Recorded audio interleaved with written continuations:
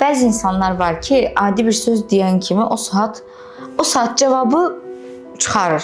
Sanki elə, yəni bu adam həmin o sözü gözləyirmiş və avtomatik özünü müdafiəyə keçir.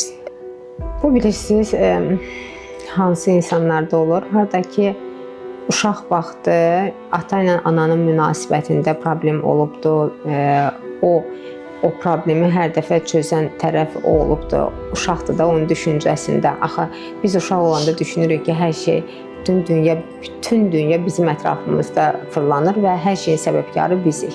Bəzən olur ki, qardaşı ilə, bacısı ilə həmişə dava-dalaş vəziyyətində olubdur, ya qonşusu ilə. Yəni onun həyatının çox hissəsi uşaq vaxtı özünü müdafiə etməklə keçibdir.